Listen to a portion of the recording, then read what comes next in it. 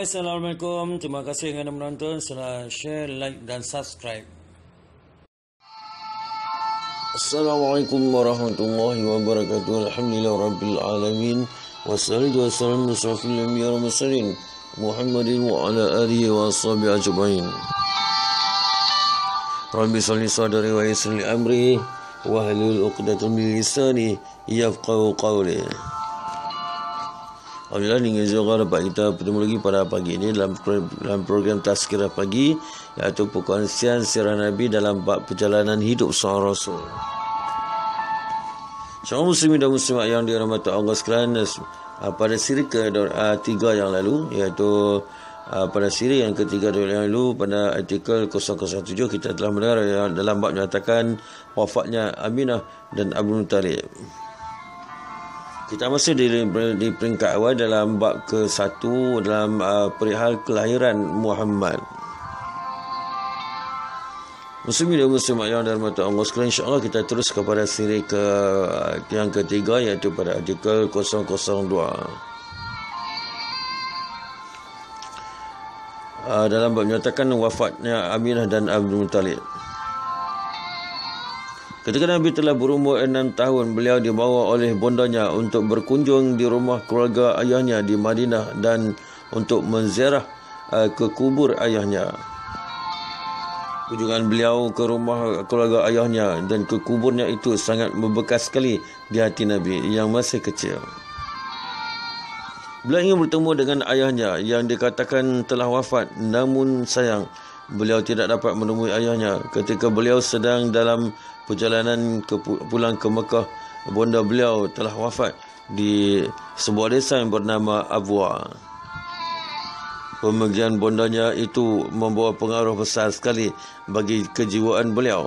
Beliau sangat rindu sekali kepada bonda yang baru saja mengasuhnya. Namun kejadian itu tidak lain adalah suatu ujian yang telah dideritai oleh Nabi sejak hari kelahiran Nabi. Kemudian beliau dibawa pulang oleh Ummu Aiman ke Makkah untuk diserahkan kepada datuk beliau, Abdul Muttalib. Abdul Muttalib dengan sangat sayang sekali kepada cucunya yang masih kecil yang telah ditinggalkan kedua ibu bapanya. Kerana itu beliau sangat memanjakan sekali Nabi. Nabi selalu didudukkan di tempat yang biasa Abdul Muttalib duduk dekat Kaabah, walaupun tidak ada seorang pun yang biasa duduk di tempat duduk Abdul Muttalib. Beliau diasuh oleh Abdul Muttalib hanya 2 tahun saja, kerana Abdul Muttalib pun wafat sewaktu Nabi berumur 8 tahun. Kini beliau merasakan pahitnya dan yatim sekali.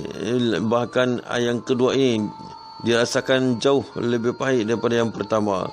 Sejak kecil beliau telah ditinggal mati oleh ayahnya, sehingga beliau tidak pernah sedikit pun merasakan kasih sayang ayahnya. Kerana itu derita yang dirasai oleh Nabi sewaktu Abdul Muttalib wafat jauh lebih pengaruh di hatinya dengan derita yang dirasakan dengan kewafatan beliau.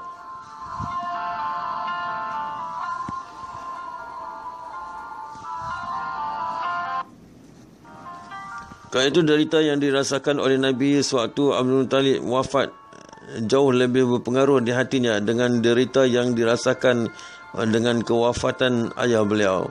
Kerana suatu ayah beliau wafat, Nabi tidak menyaksikan, sedangkan kini beliau menyaksikan sendiri kewafatan datuk yang selalu menyayanginya. Muslimin dan muslimat yang dirahmati Allah sekalian, demikian perkongsian pada pagi ini dalam sebuah ringkas yang mana kita telah mendengar dalam bab yang mana yang mengisahkan bahawasanya dua insan yang disayangi Nabi, iaitu ibu Nabi dan juga datuk Nabi yang telah wafat ketika dalam usaha mengasuh mendidik baginda Rasulullah SAW.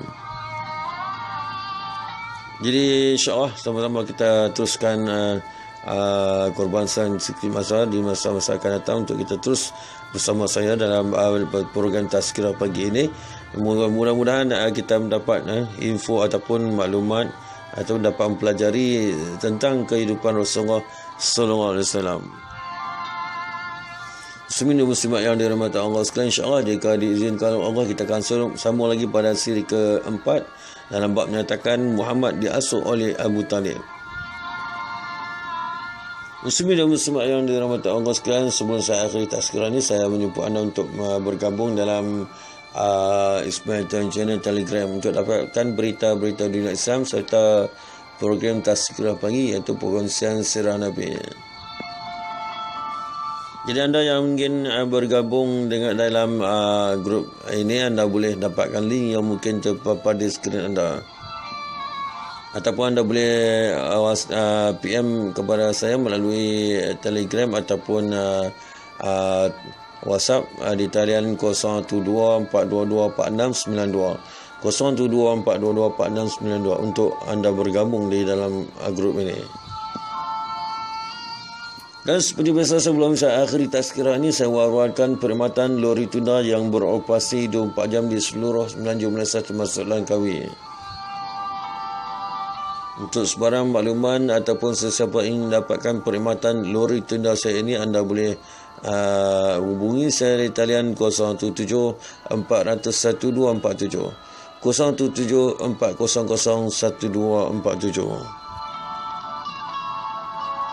Muslimin dan muslimat serta pendengar yang dirahmati Allah sekalian, demikianlah perkongsian pada pagi ini yang dapat saya kongsi dengan tuan-tuan. InsyaAllah sama-sama kita berusaha untuk mempelajari sirah Nabi dan seterusnya sama-sama kita kekalkan mengamalkan sunnah. Apa yang lebih penting ialah menimbul kita cuba mencari suasana untuk kita mencintai Rasulullah sallallahu alaihi wasallam. Ya, sekarang itu pada kali ini, kalau ada yang baik sebenarnya datang dari Allah, yang buruk itu datang dari kelemahan saya sendiri. Dan itu saya sudahi dengan wabillahi taufiq hidayah. Wassalamualaikum warahmatullahi wabarakatuh. Takbir.